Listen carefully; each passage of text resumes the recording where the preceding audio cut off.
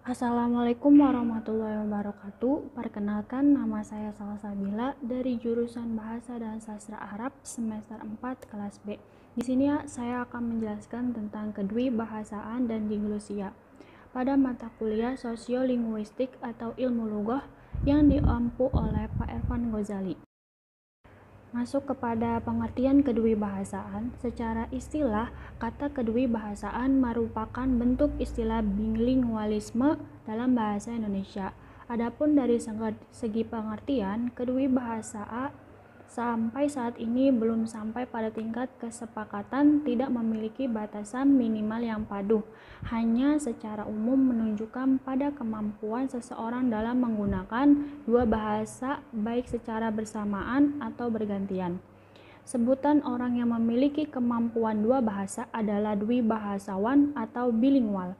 Adapun untuk kemampuan menggunakan dua bahasa disebut kedwibahasaan atau bilingualism, sedangkan perilaku atau kebiasaan menggunakan dua bahasa berbeda di dalam sebuah masyarakat bahasa disebut kedwibahasawan atau bilingualitas.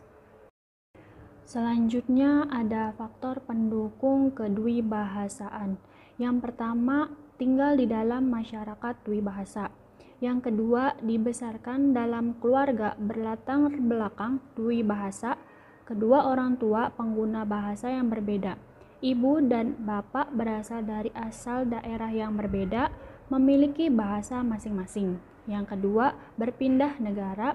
Yang ketiga, seseorang pelajar yang bersekolah atau akademisi pendidikan tinggi. Yang kelima, faktor agama untuk memperdalam literatur keagamaan seperti bahasa Arab untuk agama Islam dan bahasa Slavonik gerejawi kuno untuk penganut Kristen Ortodok, bahasa Ibrani bagi penganut agama Yahudi. Masuk ke dalam kategori kedwibahasaan terbagi menjadi dua. Yang pertama, menurut Erwin dan Osgood tahun 1951, di mana mereka membagi kedwibahasaan menjadi dua, yaitu sejajar koordinat bilingual dan majemuk compound bilinguals. Dalam kedwibahasaan sejajar atau seimbang, seorang dwibahasawan dapat mengekspresikan pikirannya dalam dua bahasa sama baiknya, memiliki kemampuan setara dari aspek linguistik mikro atau pelafalan, pembentukan kata, pembentukan kalimat dan pemaknaan, maupun aspek linguistik makro atau sosiolinguistik dan pragmatik. Adapun kedwibahasaan majemuk, kemampuan bahasa yang digunakan seseorang dwibahasawan tidak sejajar, hanya satu bahasa yang lebih kuat dari bahasa lainnya. Hal itu terjadi karena kesempatan menggunakan satu bahasa lebih kerap dari bahasa lain. Masih ke dalam kategori kedwibahasaan, yang kedua menurut Chin dan Wigglesworth tahun 2007. Terbagi menjadi 4, yaitu balance bilingual, dominant bilinguals, passive or receive bilinguals, semi-linguals or limited bilinguals. Yang pertama ada balance bilinguals. Istilah balance bilingual atau kedwibahasaan setara pertama kali digunakan oleh Lambert, Guinness, Holloway, dan Chetran tahun 1993 yang merujuk ada tingkat kemampuan seseorang yang sangat kompeten terhadap dua bahasanya. Kemudian yang kedua ada dominant bilinguals. Kedwibahasaan dominan merujuk pada kemampuan salah satu bahasa. Seseorang dwibahasawan salah lebih baik daripada kemampuan berbahasa bahasa yang lain.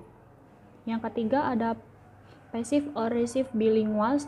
Dwibahasawan pasif pada awalnya mampu menggunakan dua bahasa, tetapi secara bertahap kehilangan kemampuan menggunakan salah satunya karena dia lebih sering berhadapan dengan penutur bahasa yang dominan. Yang keempat ada semi-linguals atau limited bilinguals. Dwibahasawan terbatas atau semi kedwibahasaan merujuk kepada kemampuan terbatas dalam menggunakan dua bahasa yang dikuasai. masuk kepada diglosia. Pada tahun 1959, Charles Ferguson membawa konsep ini menjadi perhatian ilmiah dengan memberikan definisi secara khusus. Diglosia adalah suatu situasi kebahasaan yang relatif stabil, di mana terdapat sejumlah dialek-dialek utama dari satu bahasa, terdapat juga ragam yang lain.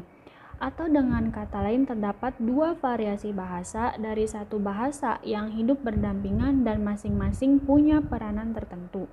Satu di antaranya berupa dialek standar yang memiliki ciri sudah tersusun dan terbentuk dengan sangat baik.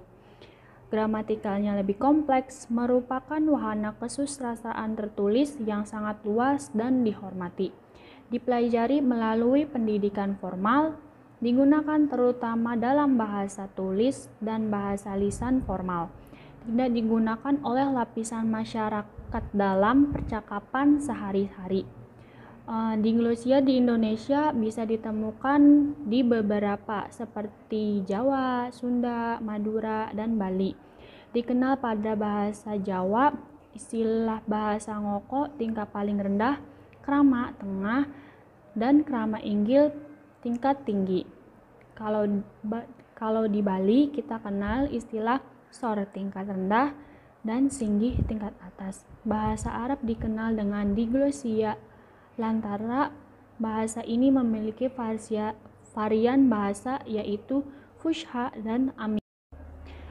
Masuk ke dalam aspek diglosia di masyarakat terbagi menjadi 9. Yang pertama ada fungsi. Fungsi merupakan kriteria diglosia yang sangat penting. Menurut Ferguson, dalam masyarakat diglosis terdapat dua variasi dari suatu bahasa. Variasi pertama disebut sebagai varietas tinggi atau high variety yang disebut ragam T. Dan yang kedua disebut varietas low atau low variety yang disingkat ragam R. Ragam T dalam bahasa Arab adalah bahasa Arab klasik yang lazim disebut al-fusha atau bahasa baku. Adapun ragam R adalah berbagai bentuk bahasa harian yang digunakan oleh masyarakat bahasa bangsa Arab. Yang kedua adalah prestis. Dalam masyarakat diglosis, para penutur biasanya menggunakan ragam T karena lebih bergengsi, lebih superior, lebih terpandang, dan merupakan bahasa yang logis. Sedangkan ragam R dianggap inferior, malah ada yang menolak keberadaannya. Yang ketiga ada warisan kesusastraan. Pada 3 dari 4 bahasa yang digunakan Ferguson sebagai contoh terdapat kesusastraan di mana ragam T yang digunakan dan dihormati oleh masyarakat bahasa tersebut. Selanjutnya yang keempat ada pemerolehan. Ragam T diperoleh dengan mempelajari dalam pendidikan formal, sedangkan ragam R diperoleh dari pergaulan dengan keluarga dan teman sepergaulan. Yang kelima ada standarisasi. Karena ragam T dipandang sebagai ragam yang bergengsi, maka tidak mengherankan kalau standarisasi dilakukan terhadap ragam T tersebut melalui kodifikasi atau pembukuan formal. Sebaliknya, ragam R tidak pernah diurus dan diperhatikan.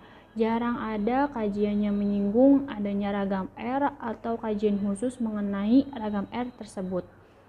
Yang keenam ada stabilitas. Kestabilan dalam masyarakat diglosis biasanya telah berlangsung lama, di mana ada sebuah variasi bahasa yang dipertahankan eksistensinya dalam masyarakat itu. Pertentangan atau perbedaan antara ragam T dan ragam R dalam masyarakat diglosis selalu ditonjolkan karena adanya perkembangan dalam bentuk-bentuk campuran yang memiliki ciri-ciri ragam T dan ragam R. Masih ke dalam aspek diglosia di masyarakat, pada bahasan yang ketujuh ada gramatika. Ferguson berpandang bahwa ragam T dan ragam R dalam diglosia merupakan bentuk-bentuk dari bahasa yang sama. Namun di dalam gramatika ternyata banyak perbedaan. Dalam ragam T adanya kalimat-kalimat kompleks dengan sejumlah konstruksi subordinasi adalah hal yang biasa. Tetapi dalam ragam R dianggap artifisial. Kemudian yang ke-8 ada leksikon. Sebagian besar kosakata pada ragam T dan ragam R adalah sama.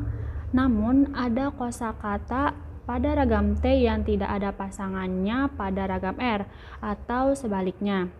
Ada kosakata pada ragam R yang tidak ada pasangannya pada ragam T. Yang terakhir adalah fonologi.